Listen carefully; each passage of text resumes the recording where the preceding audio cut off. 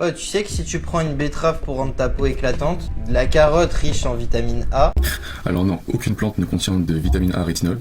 Aucune. Elles contiennent des caroténoïdes. Donc dans notre cas, c'est la bêta-carotène en grosse quantité. Et en plus de ça, c'est pas un nutriment essentiel. Techniquement, on peut convertir la bêta-carotène en vitamine A. Mais le ratio, il est extrêmement faible. Et en plus, ça concerne pas une moitié de personnes qui n'arrivent pas du tout à le convertir. Donc si tu veux une vraie source de vitamine A, t'as la viande et principalement le foie de bœuf. Bon, il y a pas mal de choses à dire sur cette vidéo. Il dit qu'il n'y a pas de vitamine A dans les carottes, et pour le coup, il a raison. La vitamine A, d'où son vrai nom, le rétinol, n'est effectivement pas contenue dans les carottes. Et comme il explique, c'est effectivement des bêta-carotènes, un précurseur de la vitamine A. Donc ce point-là est juste. Par contre, sur ses autres propos, il y a des choses à dire. Il nous dit que techniquement, on peut convertir la bêta-carotène en vitamine A. Ensuite, il nous dit que le ratio est extrêmement faible. Oui, il est plutôt faible, mais vous allez voir que c'est pas si important que ça. Du moins pour la carotte, parce que c'est le sujet de la vidéo. Pour rappel, le repère nutritionnel de la population est de 550 microgrammes par jour, bien sûr. Et il faut savoir aussi que 1 microgramme de rétinol est égal à 12 microgrammes de bêta-carotène. Donc ouais, là effectivement, tu peux te dire, il en faut 12 fois plus, ça va être un petit peu la galère. Sauf qu'une carotte contient en moyenne 8300 microgrammes de bêta-carotène. Et donc ensuite, si tu le divises par 12, tu as 692 microgrammes de rétinol. Donc en gros, 100 grammes de carottes suffisent à couvrir 92% du repère nutritionnel moyen. Donc, même si le ratio est de base pas terrible, et ben au final,